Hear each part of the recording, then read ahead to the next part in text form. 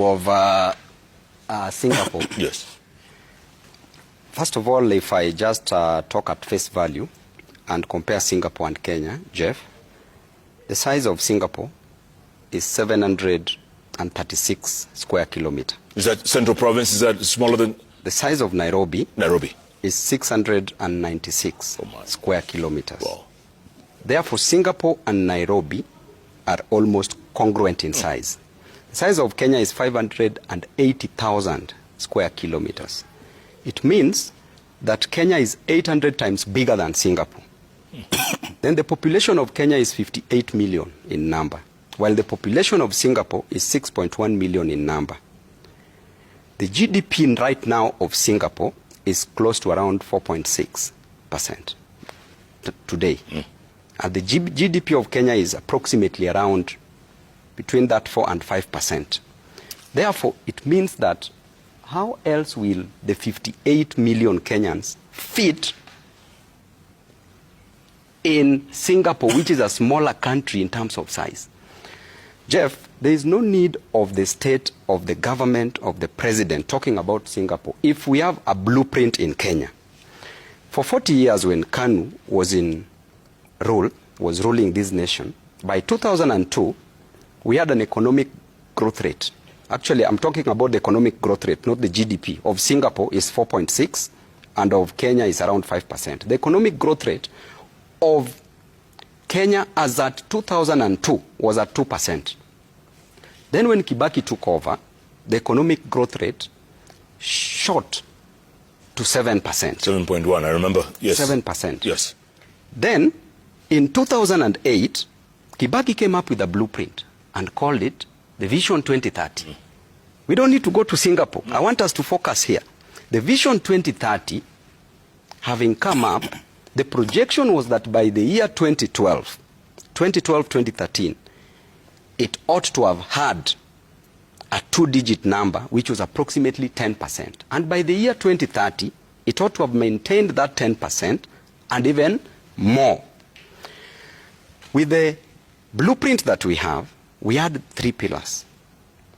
The economic pillar, that was comprising of tourism, that we were to market our nation, and we were to come up with proper infrastructure and proper hotel industry to attract tourism in our nation. Yeah.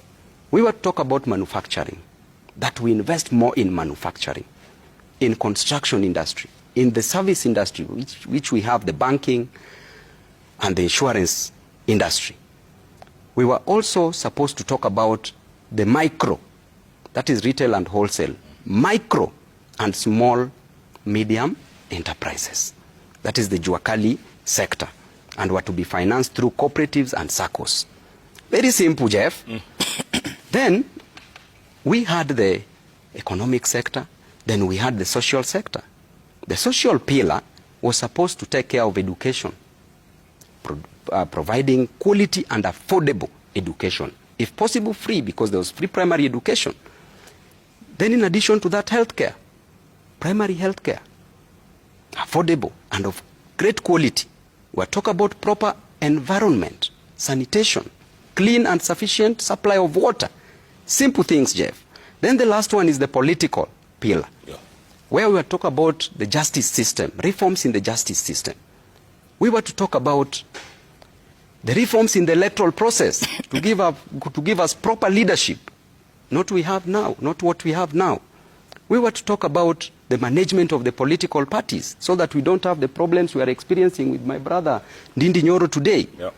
Then, Jeff, before all that, we were advised that there were basic things that ought to have been done first before we implemented the three pillars, the economic, the political, and the social pillars. And they were simple. Number one, the security of a state. That in the security, we were supposed to have proper police reforms. My brother and I will tell you today that we don't have a police service. We have a police force up to date. The defense was supposed to be so stable to handle terrorism so that there's stable security. Yeah. Not a nation that abducts her children, where tourists will be scared of coming to invest here.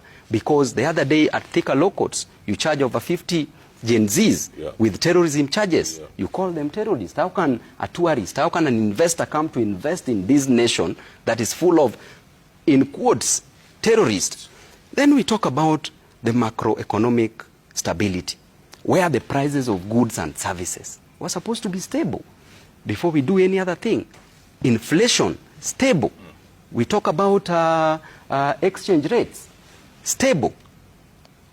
Then the next one was so simple that they only required us to do proper infrastructure in the country.